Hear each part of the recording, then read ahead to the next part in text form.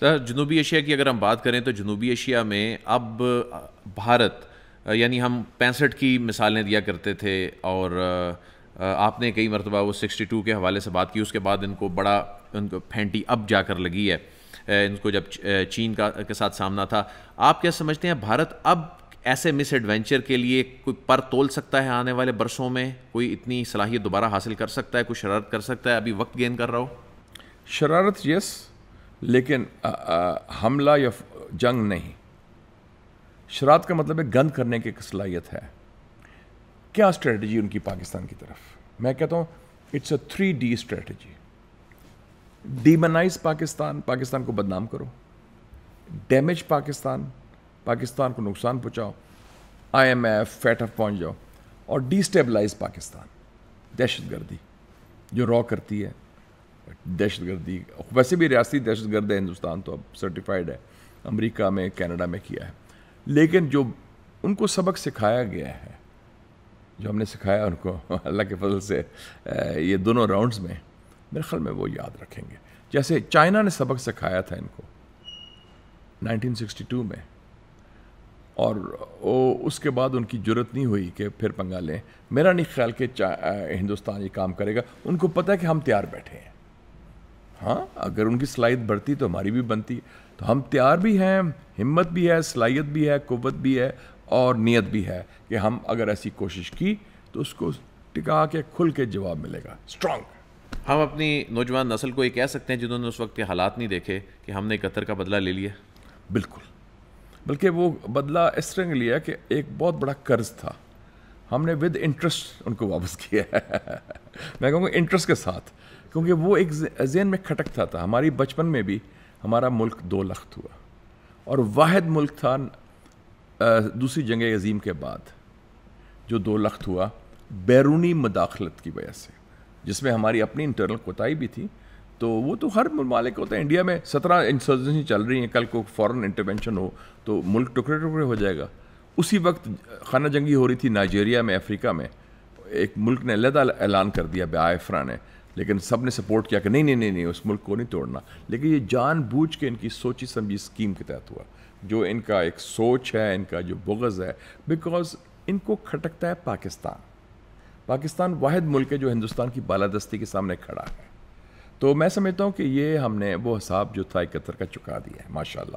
اور اس میں پوری قوم کو بھی مبارکباد دیتا ہوں، اور خاص طور پہ مسلح افواج کو مبارکباد. جنرل عاصم منیر جو ہیں، ان کی جگہ اگر کوئی اور، یا ماضی کے اگر ہم کمپیریزن کریں، یہ مشکل نہیں تھا اس وقت اس طرح کا ڈیسیژن لینا؟ شاید ان کا ڈیسیژن تھا جس نے اس نہج پہ انڈیا کو گھٹنے ٹیکنے پہ مجبور کر دیا. میں جب امریکہ پڑھتا تھا تو میں ادھر ایک گیا، جگہ ہے ڈزنی لینڈ. ادھر میں نے دیکھا ہے کہ اشتہار تھا بڑا مشہور. وہ مجھے بڑا افیکٹ کیا. The difference of one. انہوں نے کہا 1 مین یا 1 وومن یا 1 person can make a difference. اچھائی کے لیے بھی، برائی کے لیے بھی. اگر کوئی تو اس میں ہوتا ہے جو لیڈرشپ. آئی تھنک جو آرمی چیف نے جو لیڈرشپ پرووائڈ کی اس وقت، جنرل سید عاصم منیر نے، اس میں ایک ہمت حوصلہ بھی دیا، اور سب سے بڑی بات ہے خوف کا خاتمہ ہوا. ماضی میں بھی دیکھیں نا، صرف عہدے کی بات نہیں ہوتی. عہدے میں تو چیف آف آرمی اسٹاف کئی آئے.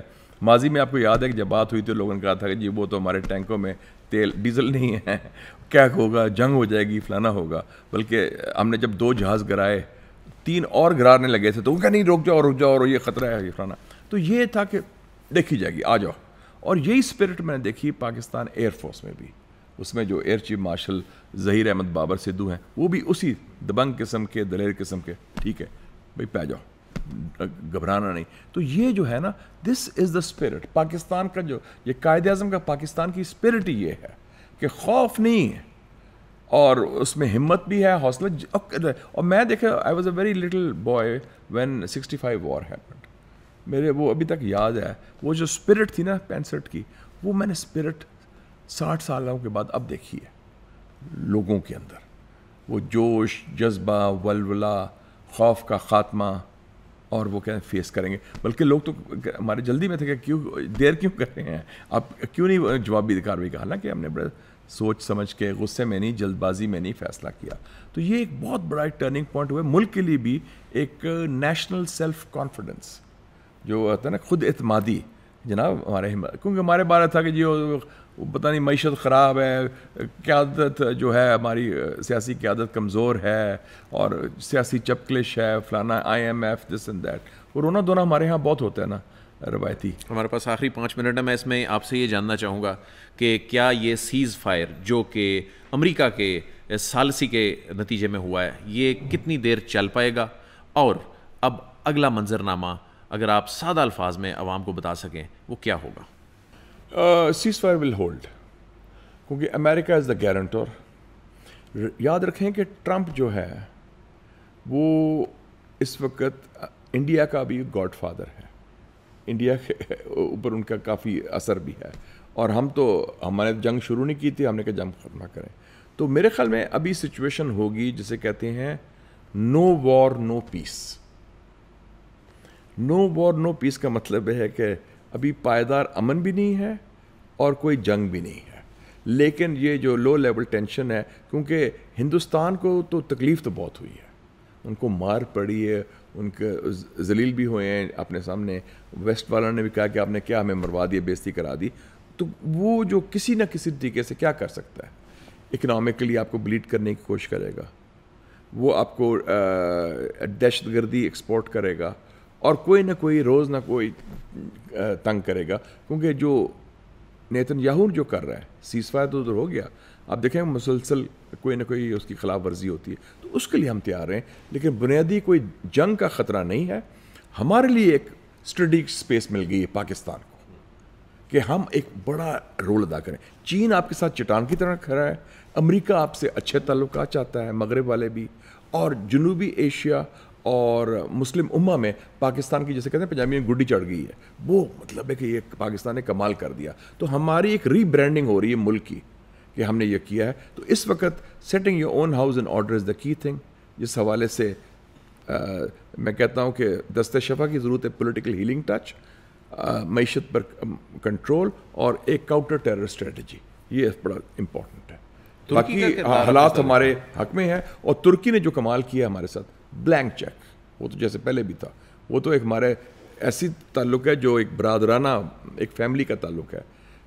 چائنا کے ساتھ بھی وہ ہے, لیکن ترکی نے بھی اس وقت کھل کے میدان میں آیا اور سپورٹ کیا, اور ان کی سپورٹ بڑی مؤثر رہی ماشاء اللہ. اور ترکی, آذربائیجان, پھر جو ایران, سعودی عربیہ, قطر ممالک نے بھی اوور آل تو سمپتھی بھی تھی ہمارے. اچھا, وہ جو ہم مسلم امہ کی بات کرتے ہیں تو کہہ سکتے ہیں کہ اس سارے سینیریو کے بعد مسلم امہ کا کانفیڈنس جو ہے وہ بہت زیادہ بڑھ گیا.